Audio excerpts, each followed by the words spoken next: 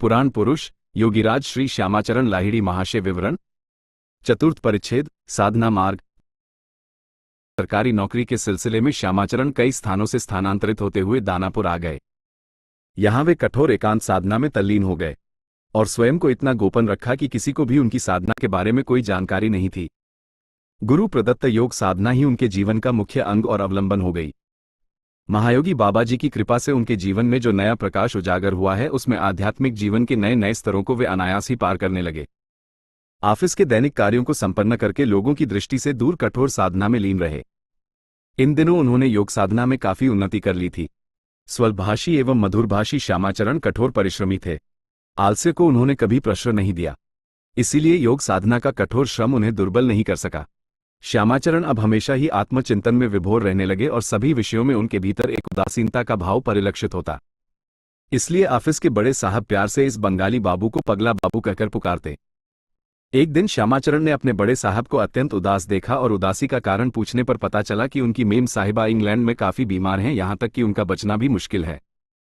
कई दिनों तक कोई सूचना न मिलने पर साहब अत्यंत चिंतित थे। मानव प्रेमी श्यामाचरण का मन करुणा से भर गया। वे स्वयं को संयत नहीं कर पाए। उन्होंने साहब से कहा कि वे थोड़ी देर में ही मेम साहिबा के बारे में सूचना ला देंगे। साहब काफी दिनों से भारतवर्ष में रह रहे थे और भारतीय योगियों की अनेक अलौकिक कथाओं एवं करतूतों के संबंध में सुन रखा था। तब भी अविश्वासी मन में विश्वास नहीं उभर पा रहा था। असहाय दृष्टि से वे श्यामाचरण की ओर देखते रहे। श्यामाचरण ऑफिस के एक एकांत कमरे में प्रवेश कर ध्यानस्थ हो गए। कुछ समय बीत जाने पर कमरे से बाहर आकर उन्होंने साहब को बताया कि उनकी मेम साहिबा स्वस्थ हो गई हैं और जल्द ही पत्र आ रहा है। पत्र में लिखी बातों की ओर भी उन्होंने संकेत किया, किंतु संशयग्रस्त साहब के मन में संशय बना ही रहा। कई दिन बाद मेम साहिबा का पत्र आया और पत्र की बातों के साथ श्यामाचरण द्वारा बताई गई बातों का मेल देखकर साहब अवाक रह गए। कई महीनों पश्चात उक्त साहब की पत्नी इंग्लैंड से दानापुर आईं। अंग्रेज महिलाएं अनेक बार अपने पतियों के ऑफिस में भी आया करती। एक दिन मेम साहिबा अपने पति से मिलने के लिए ऑफिस में आईं तो श्यामाचरण को देखते ही पहचान लिया और विस्मित हो गई। साहब से उन्होंने कहा कि उनकी रोगशैया के पास यही महात्मा खड़े थे और उनकी कृपा से ही वे रोग मुक्त हुई हैं। पगला बाबू की इस अलौकिक क्षमता की बात सुनकर साहब फूले नहीं समाये।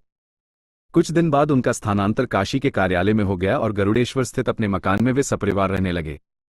उनकी साध्वी पत्नी काशीमणि देवी इतने दिनों तक अकेले ही सारी गृहस्थी का भार संभाले रहीं। क्योंकि यहां से दूर अन्य स्थानों में नौकरी करते हुए वे बीच बीच में ही समयानुसार मिल पाते थे। अब जबकि उनके पति यहां हैं, लेकिन गृहस्थी के प्रति उनका विशेष कोई ध्यान नहीं है।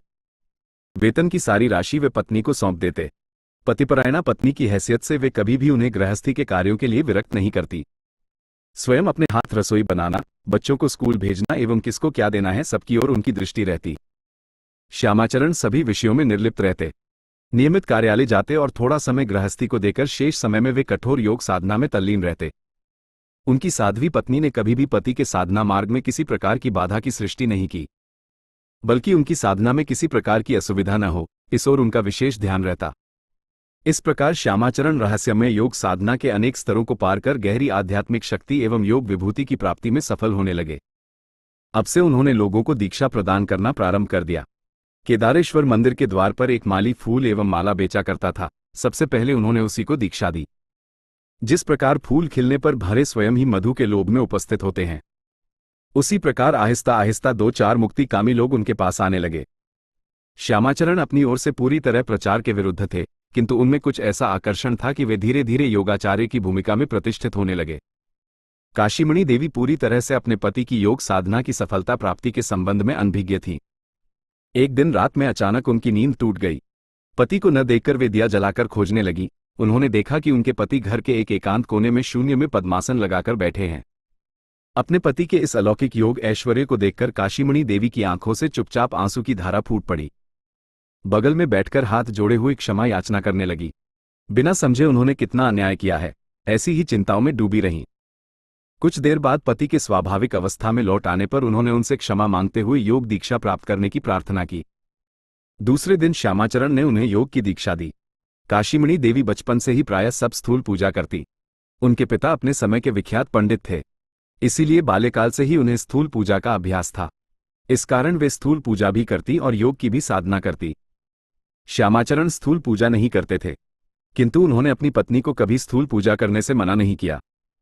जिसका जिसके प्रति विश्वास या आस्था है वे उसके प्रति कुछ नहीं कहते थे, बल्कि उस पर दृढ़ रहने के लिए ही उत्साहित करते और साथ ही योग कर्म करने का भी उपदेश देते। उनका कहना था कि योग के ऊपर ही धर्म का मूलाधार है। बिना योग साधना के आत्मदर्शन संभव नहीं, और आत्मदर्शन के बिना आत्मसंविति या आत्मज्ञान नहीं होता, और आत्मज्ञान के बिना मोक्ष की प्राप्ति संभव नहीं। मोक्ष प्राप्ति ही मानव जीवन का मुख्य उद्देश्य है। धीरे धीरे उनके भक्तों की संख्या बढ़ने लगी। भगवानदास मोची, गिरिधारी चमार, कांस्टेबल विंदा हरवाई एवं फेरी वालों से लेकर नामी गरामी व्यक्ति, यहां तक कि कितने राजा महाराजा भी उनकी कृपा प्राप्त करने लगे। प्रचार विमुख होने के नाते उन्होंने कभी किसी सभा या मंच से खड़े होकर भाषण नहीं दिया। किसी भक्त द्वारा प्रचार की बात कहने पर वे कहते थे कि सूर्य के उगने पर क्या ढिंढोरा पीटकर उसे बताने की जरूरत है? जिसके पास दृष्टि है वो तो देखेगा ही। ऐसे ही आत्मधर्म का प्रचार भी निष्प्रयोजनीय है। प्रयोजनवश लोग स्वयं चले आएंगे। जहां कोई सही सार सत्य नहीं रहता वहीं प्रचार की जरूरत पड़ती है। उन्होंने किसी मठ, मिशन अथवा आश्रम की स्थापना नहीं की। संन्यास की अपेक्षा वे गृहस्थ जीवन को ही अधिक मर्यादा देते थे।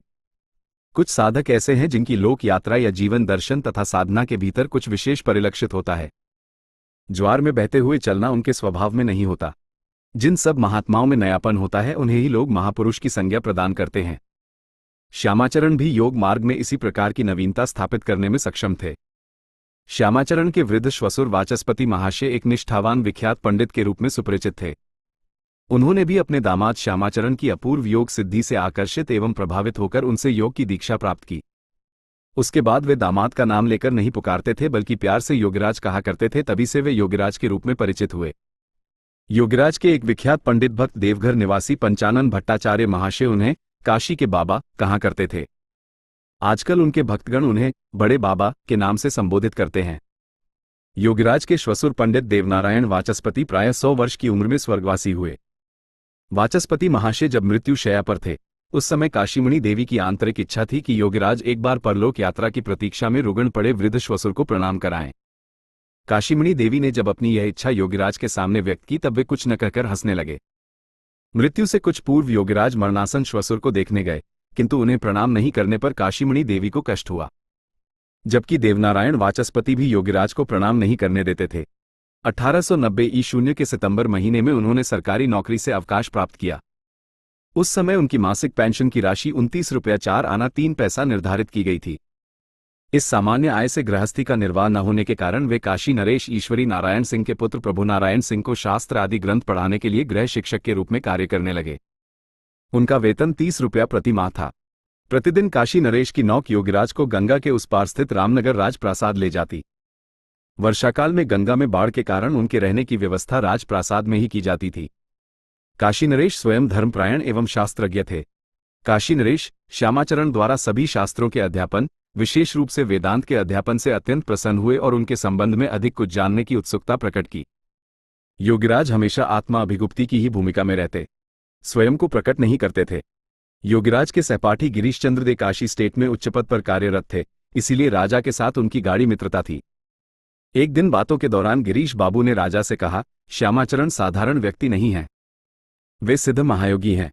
राजा ने उत्तर में कहा, उनको देखकर और उनका शास्त्र ज्ञान सुनकर मेरा भी ऐसा ही अनुमान था। अब तुम्हारी बातों से विश्वास दृढ़ हो गया। इसके पश्चात ही राजा एवं उनके पुत्र प्रभु नारायण सिंह ने उन्हें गुरु के रूप में स्वीकार किया।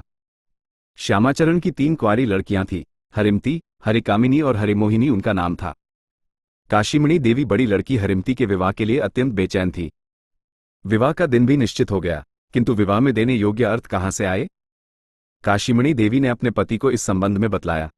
योगीराज ने कहा, चिंता करने से कोई लाभ नहीं, जिसकी चिंता है वह करेगा ही। समय पर अंगद सब कुछ लाएगा। कई दिनों बाद काशी नरेश ने योगीराज की लड़की के विवाह के लिए एक सुंदर जरीदार थैली में कुछ मोहरें भिजवाईं। इससे भगवान की इस अमोघ वाणी की सत्यता प्रमाणित होती है। अनन्याश्चिंत्यन्तो मां ये जना पर्युपास्ते तेषा नित्याभियुक्ताना योगक्षेम वहायहम गीता 9:22 अर्थात सारी चिंताओं से मुक्त होकर जो मेरी ही या आत्मा की उपासना करते हैं, मैं उनके पार्थिव एवं अपार्थिव सभी तरह के योग क्षेम का भार वहन करता हूं। योगीराज की बड़ी लड़की का विवाह ढाका जिले के लुटाखोला गांव के निवासी रामचरण मैत्र के साथ हुआ था।